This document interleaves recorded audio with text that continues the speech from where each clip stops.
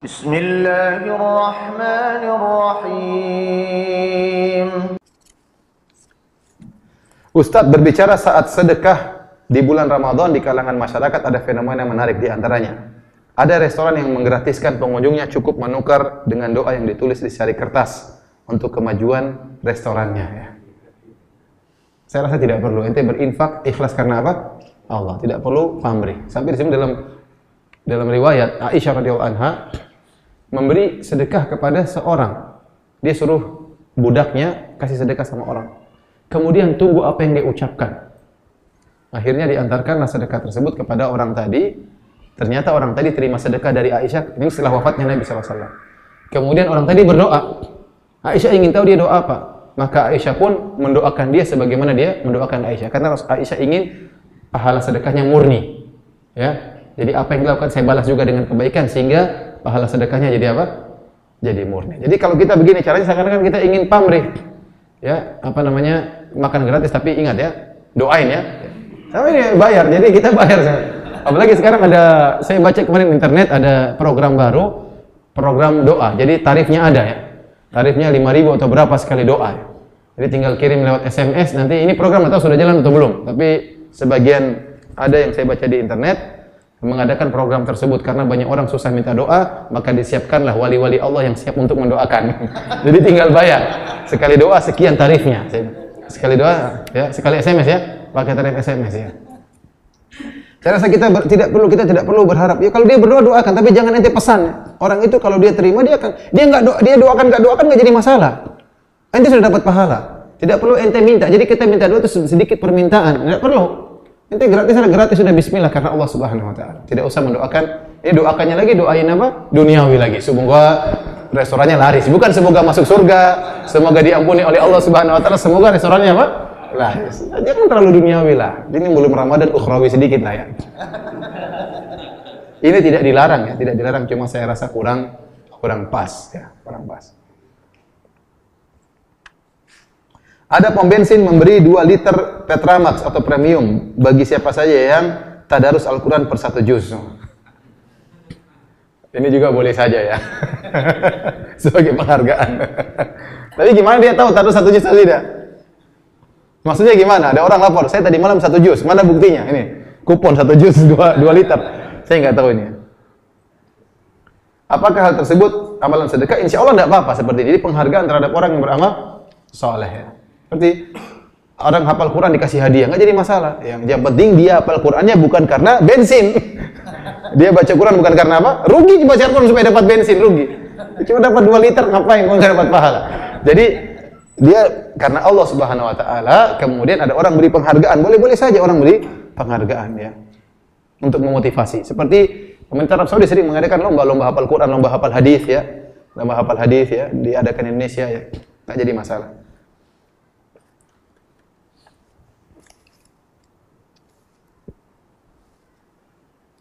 Ada kemarin yang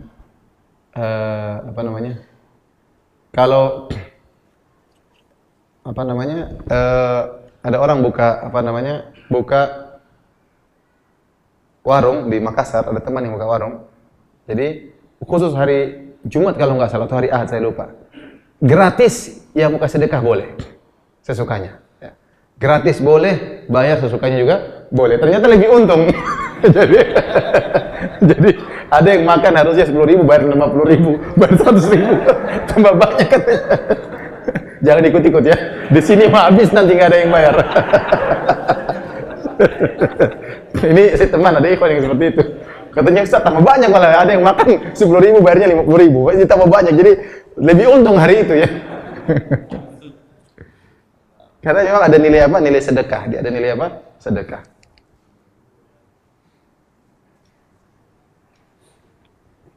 Kalau kita bersedekah akan mendapatkan naungan dari Allah di padang mahsyar. Bagaimana dengan istri dan anak kita akan dapat naungan atau tidak? Sedangkan yang bersedekah kan suami. Ini mungkin istri yang tanya ya. Makanya istri dukung suami untuk apa? Sedekah ya. Karena memang istri banyak dukung suami untuk pelit, banyak. Jadi enggak usah mas ya. Bahkan pelit sama orang tuanya. Ini mau kasih sedekah sama ibunya 1 juta. Kata istri, enggak usah, ibu cuma makan tempe. 200.000 cukup. 200.000 cukup, katanya nggak usah. Yang nggak jadi pelit siapa? Istrinya. Istri ini luar biasa. Istri ini bisa membuat suaminya rajin bersedekah, bisa buat suaminya jadi apa? Pelit. Maka insya Allah kalau istri yang mendukung suaminya bersedekah, tentunya bukan berarti juga suami sedekah tanpa perhitungan. Enggak, kita juga perhitungan anak-anak, kebutuhan anak juga harus dipenuhi, itu lebih utama. Saya ulangi, bersedekah terhadap anak istri lebih utama daripada orang luar ya. Karena ini kewajiban kita, yang lain itu sunnah, tapi anak istri kita apa? Wajib ya. Jangan sampai kita salah dalam menimbang ya. Orang lain kita kasih, anak istri kita kelaparan, nggak boleh ya. Tidak boleh seperti itu. Jadi kalau istri kita dukung kita untuk bersedekah, mudah-mudahan dia juga dapat pahala sedekah. Kenapa dia mendukung? Bukan Rasulullah SAW mengatakan, "Man dalla ala khairin falahu mithlu ajri fa'ili." Barang siapa menunjukkan kepada kebaikan, bagi dia pahala orang yang melakukannya. Mudah-mudahan kan sama-sama berdua dinaungi dinaungi pada hari kiamat. Kalau istrinya pelit, nanti kita dinaungi istrinya apa? Jauh kan, kasihan. Jadi istri jangan ngajarin suami pelit.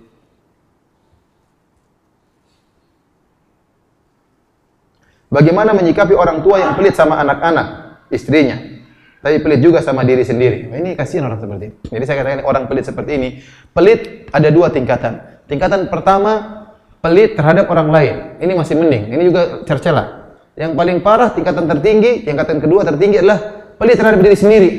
Pelit terhadap diri sendiri. Ada saya tahu orang, dia sakit, disuruh berobat ke Jakarta, karena dia di Jakarta mahal, lebih murah di mana? Padahal uangnya banyak, saya nggak punya uang, nggak apa-apa.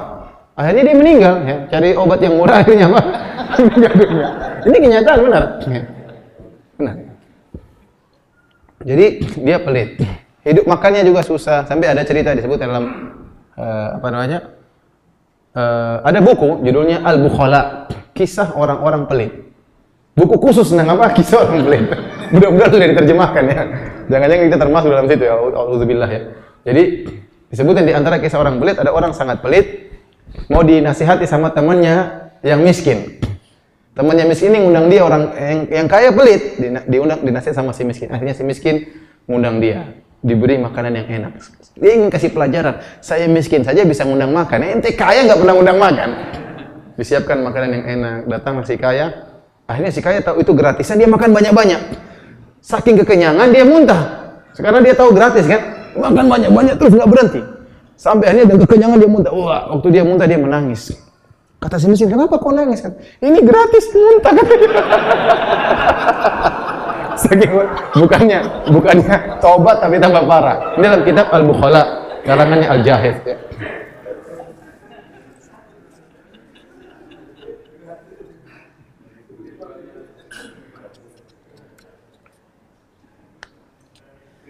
Seandainya setiap pagi ingin bersedekah 100.000 per hari, Masya Allah. Ini boleh daftar di Cinta Sedekah nanti ya. Sebaiknya dibagi ke 10 orang atau 1 orang biar dapat lebih banyak. Insya Allah nggak jadi masalah. Kita lihat maslahat ya. Semakin orang dibutuhkan kita berikan, semakin baik. Pahalanya semakin besar. Ada orang yang butuh, mungkin dia kesehatan, beli obat, ya kasih aja 1 orang. Yang penting Allah tahu. Ya. Amal soleh itu kita lakukan saja. Yang penting kita nggak tahu mana yang menyebabkan kita masuk surga. Yang penting kita tulus. Mau 100.000 bagi 10 nggak jadi masalah, atau 100.000 1 orang nggak jadi masalah. Yang penting pas kepada orang yang apa? Membutuhkan. Ya. Kalau kasih anak-anak hadiah misalnya masih 10.000, tapi ada orang kebetulan lagi lapar, satu keluarga kelaparan, udah kasih orang aja biar buat apa? Makan dia seluruhnya. Kiat-kiat apa saja supaya sedekah ini memang ikhlas niat karena Allah Subhanahu wa taala. Latih diri kita sedekah untuk tidak ketahuan ya. Makanya Allah mengatakan dalam surat Al-Baqarah, "In tubudus shadaqati fa ni'mahi." Kalau kalian tampakkan sedekah itu baik, enggak jadi masalah, yang penting ikhlas. Wa in tukhfuha wa tu'tuha al-fuqara fa huwa khairul lakum. Kalau kalian sembunyikan sedekah lantas kalian berikan kepada fakir miskin, itu lebih baik. Allah sebut fakir miskin apa? Anda yang berusaha cari fakir miskin. Kenali siapa orang miskin di kampung misalnya. Jangan sampai Anda bilang, yang miskin daftar, jangan, kasihan. Iya kasihan, sehingga dia nanti harga dirinya jatuh. Anda cari informasi mana yang miskin, Anda antar langsung, kirim orang atau Anda sendiri yang datang, sehingga menjaga apa? Menjaga harga dirinya. Ya. Nggak usah juga tulis uang sedekah, jangan, nggak usah kasih nema lah, apalagi tulis uang zakat. Dia nggak enak, udah kasih aja, nggak usah tulis macam-macam. Ya. Apalagi bilang ini uang bunga ya, bunga riba. Ya jangan ya. Boleh, uang pendapat yang kuat bunga riba boleh kita kasihkan kepada fakir miskin, dan itu bukan sedekah bagi kita, karena itu kalau kita itu bukan sedekah. Sedekah itu dari harta yang apa? Halal. Itu adalah untuk membebaskan kita dari harta yang haram. Maka bagaimana caranya? Kita boleh berikan kepada fakir miskin ya. Jadi sampai para ulama menyebutkan kalau kita beri uang zakat, yang kita tahu orang tersebut miskin, tidak usah kita bilang uang zakat. Kapan kita perlu sebutkan ini uang zakat? Kalau orang itu kita ragukan dia berhak menerima zakat atau tidak. Kalau kita ragukan, kita perlu bilang ini uang zakat loh. Sehingga kita tahu dia, jangan-jangan dia, oh saya tidak berhak, maka jangan kasih. Ya, tapi kalau kita tahu dia udah miskin, ada guru TPA miskin, kita tahu utangnya banyak, sudah nggak usah bilang uang zakat, kasih aja. Untuk menjaga harga apa? Harga dirinya. Jadi mau saya di antara cara untuk ikhlas, kita datang ke orang miskin, kasih atau kirim anak buah kita, suruh apa? Suruh ngasih ya. Dan kita sembunyikan, jangan ceritakan sama orang lain. Nggak usah bilang tadi pagi alhamdulillah saya kasih orang, nggak usah. Apalagi tulis di Facebook, nggak usah ya. Udah diam-diam aja. Diam-diam saja ya. Dan latih diri kita untuk memiliki sifat qanaah. Apa itu qanaah? Qanaah merasa puas kalau Allah sudah tahu, sudah puas. Latih diri kita, yang penting Allah sudah tahu kan? Ya sudah selesai. Mau ngapain orang lain tahu, sudah. Allah sudah tahu, dan ini perlu dilatih lihat orang ada atau tidak. Enggak ada, baru kasih. Latih diri kita untuk apa? Ikhlas, ya. Latih orang lain ada lihat, kalau enggak ada yang lihat, kasih. Latih diri kita seperti itu sehingga tidak dilihat oleh orang lain.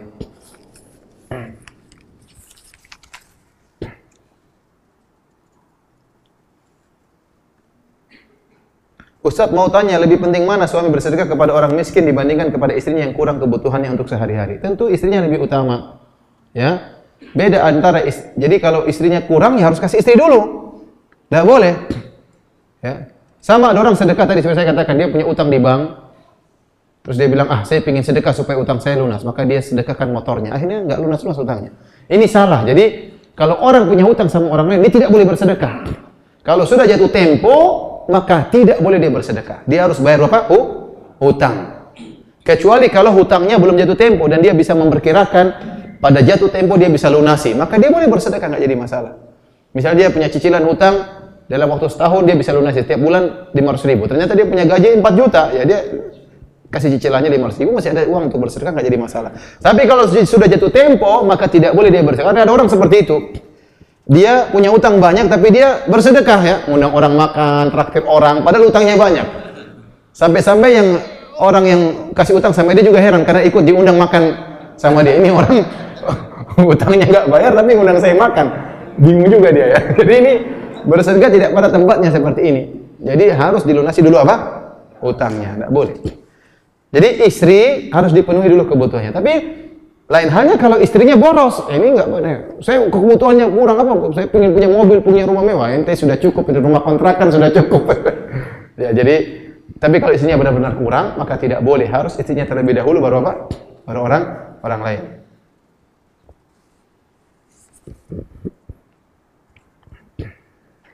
Bagaimana bersedekah dalam membersihkan riba? Tadi apa namanya?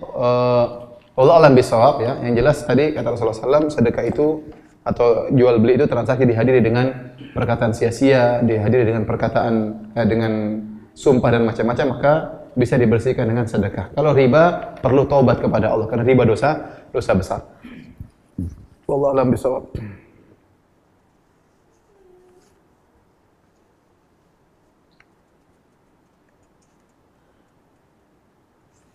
Boleh enggak setiap pagi kita infak tapi kita masukkan ke kotak uang? Itu bukan infak, namanya nabung ya. Jadi, karena infak itu harus sampai kepada apa? Jadi setelah setahun atau sebulan atau 2 bulan baru uang tadi kita berikan kepada yang berhak menerima. Ini nggak jadi masalah. Tapi infak itu belum sampai. Cuma kita sudah niat. Ini persiapan untuk apa? Infak. Tapi belum jadi pahala apa? Infak. Baru pahala persiapan untuk apa? Infak. Setiap hari kita sisihkan 10.000. Setiap hari 10.000 ada uang receh sisih karena sudah penuh sebulan terkumpul 250.000, 200.000 baru kita salurkan kepada orang yang memerlukan. Kalau kita salurkan itulah baru pahala apa? Infak. Yang ini baru persiapan untuk infak dan sudah dapat pahala karena kita memaksakan diri untuk apa? Nyetor tiap apa? Tiap hari misalnya ya. Subhanallah wa bihamdihi subhanallahil azim.